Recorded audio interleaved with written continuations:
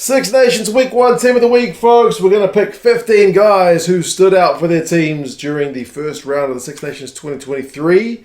Go through some kind of stats and key things they did, and you guys can let us know your thoughts on who you would have if you were picking a Six Nations Team of the Week. I should say, if you missed any of the action, you guys in the UK and Ireland and whatnot can watch this stuff on demand. But for those of us outside there, if you haven't seen it, check out like the ITV, BBC, or RTE coverage, or Virgin as well. You can watch it for free using a VPN, so ExpressVPN down in the description. Very useful for watching rugby. We are going to start with a prop in terms of Ellis Genge. He's my loose head prop.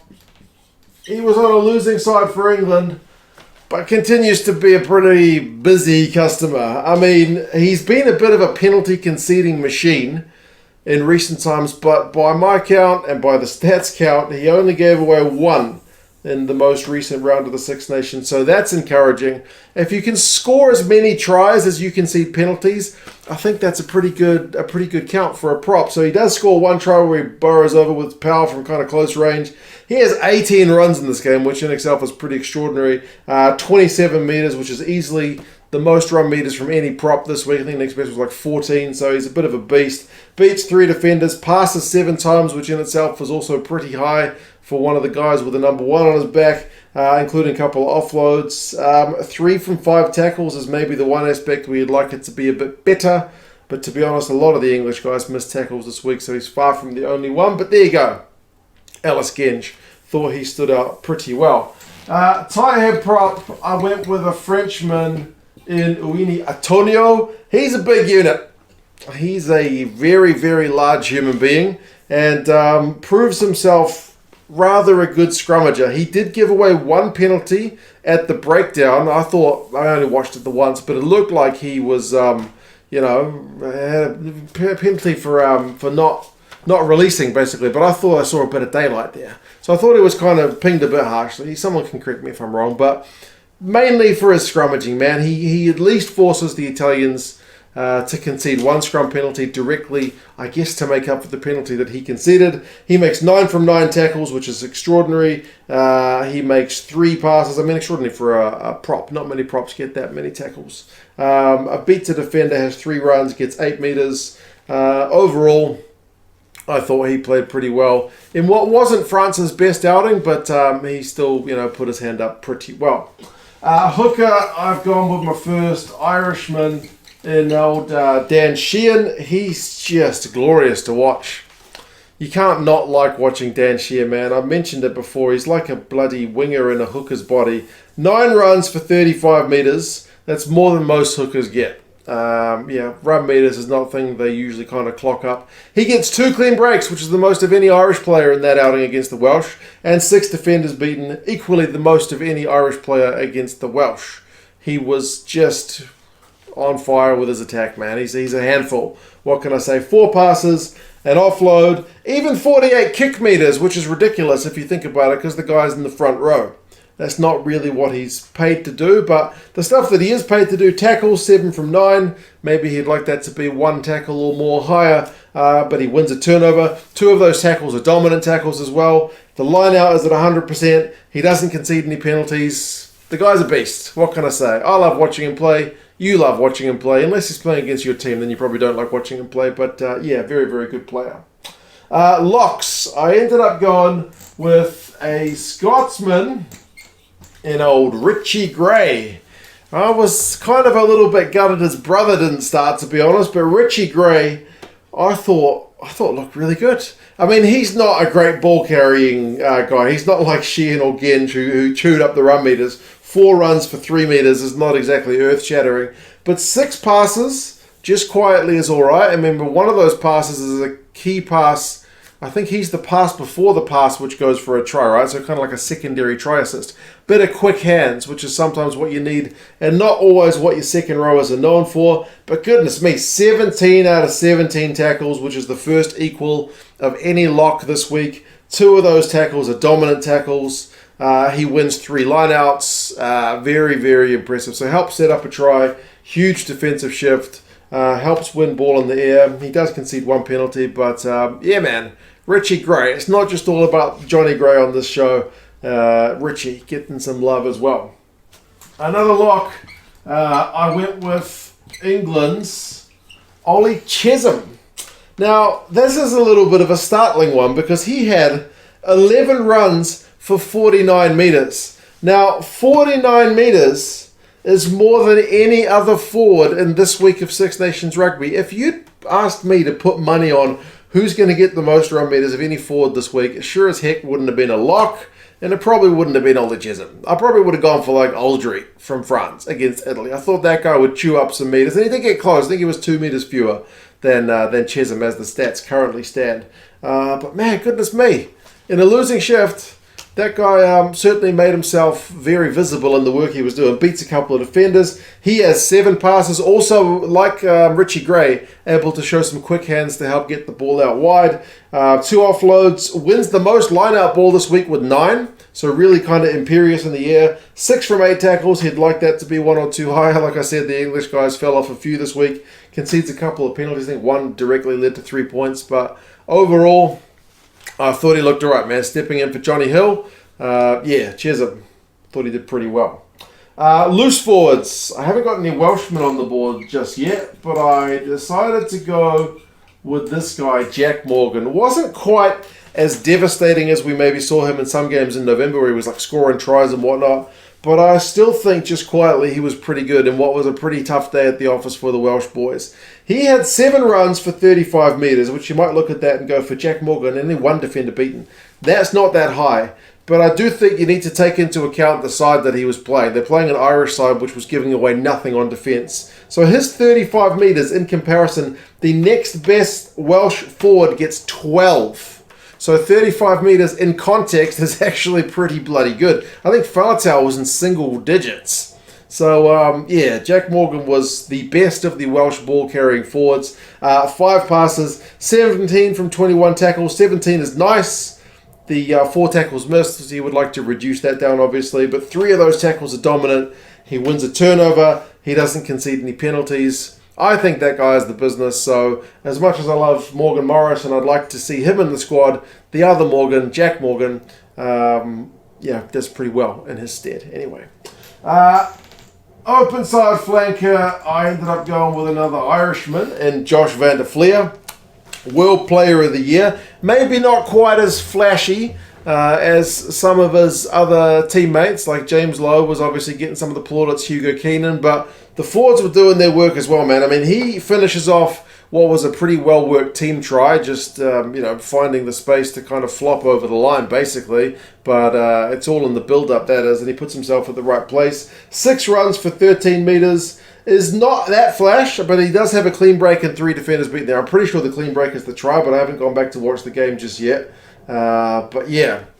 He still manages to get himself over the white, which is pretty impressive. 5 passes, 14 from 14 tackles though, including 2 which are dominant tackles. I mentioned Jack Morgan and his side struggling to get through the Irish defence.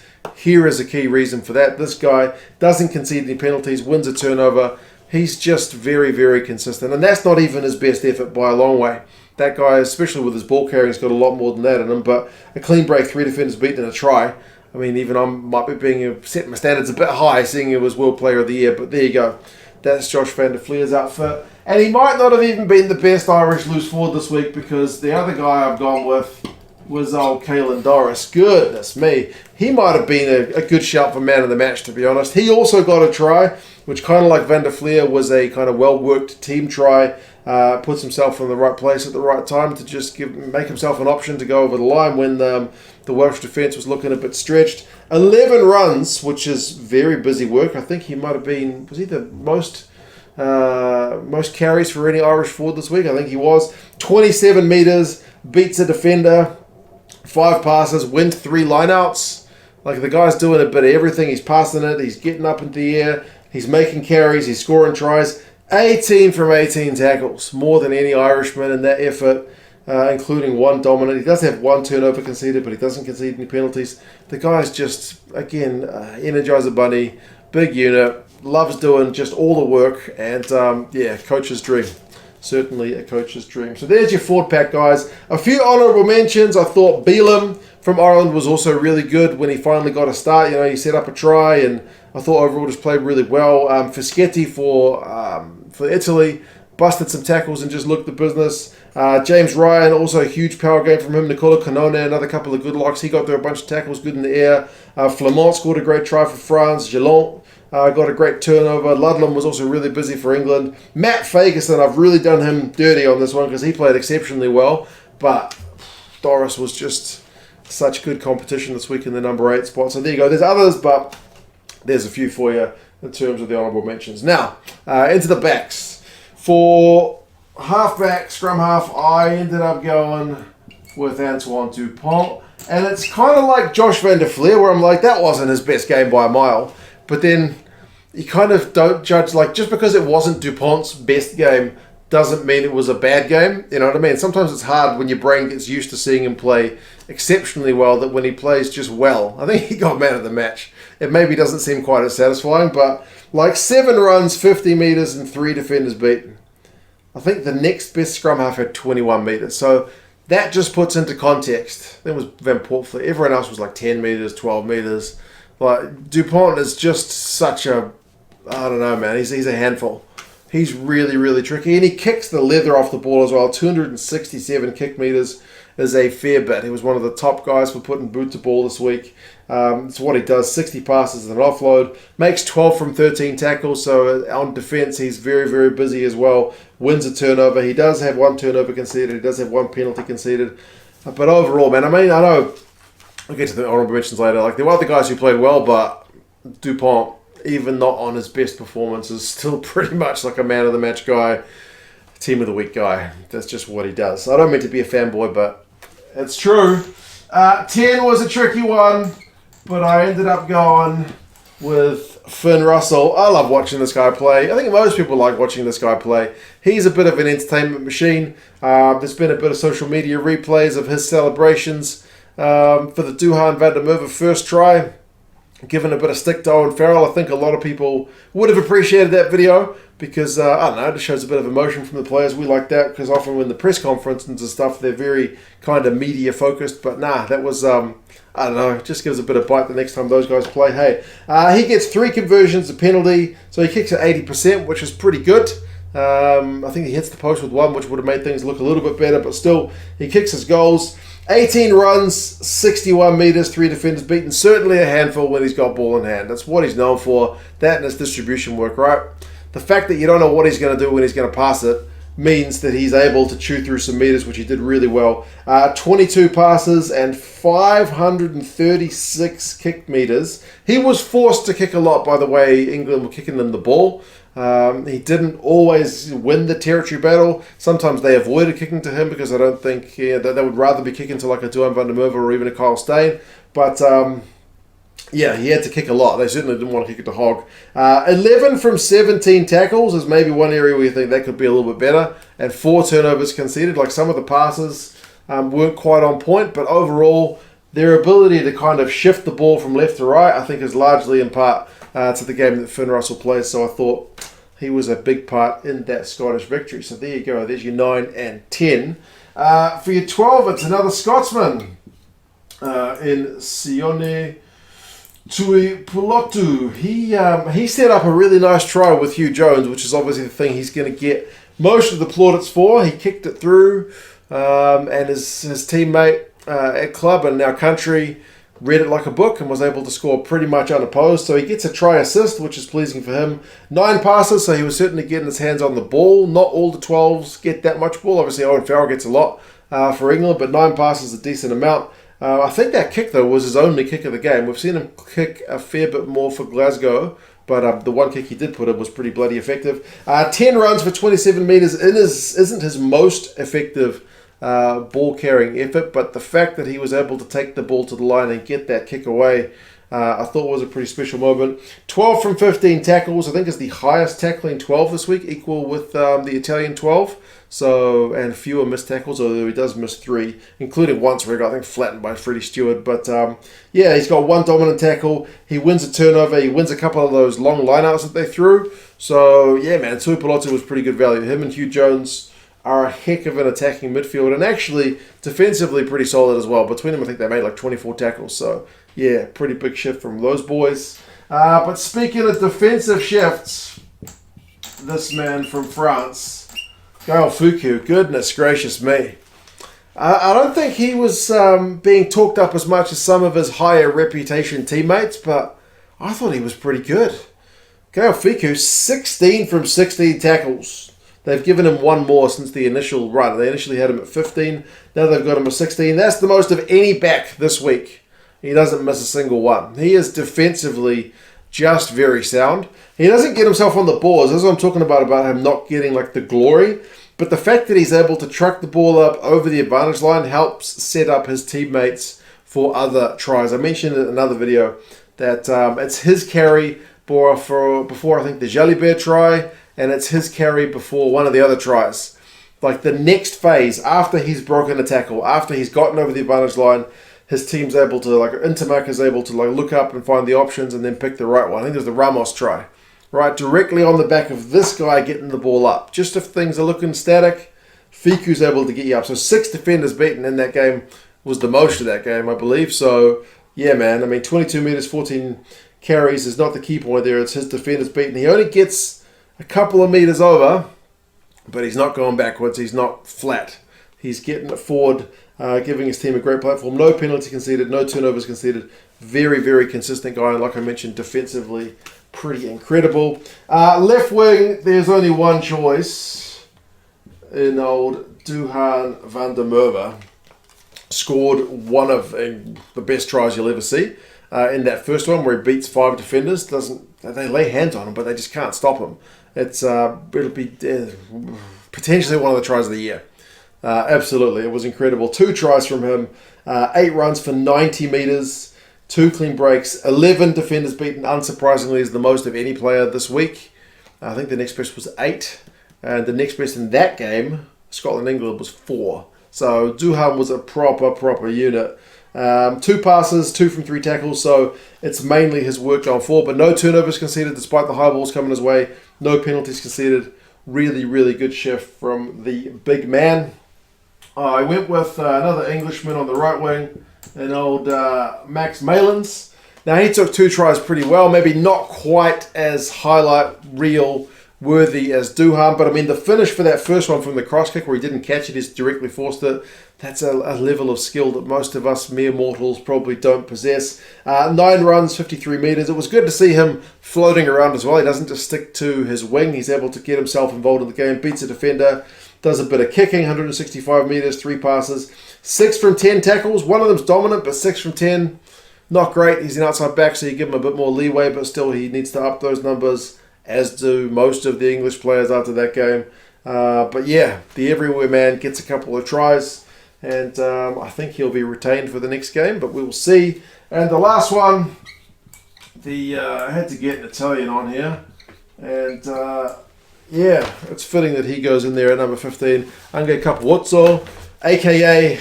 Capuzzo from Royal Nugent. That one's still... every time Capuzzo got the ball, I knew I was going to hear the commentators call him Capuzzo, and it was just kind of grinding my gears. I don't know why. I probably shouldn't care, but I feel like they need to get that name right.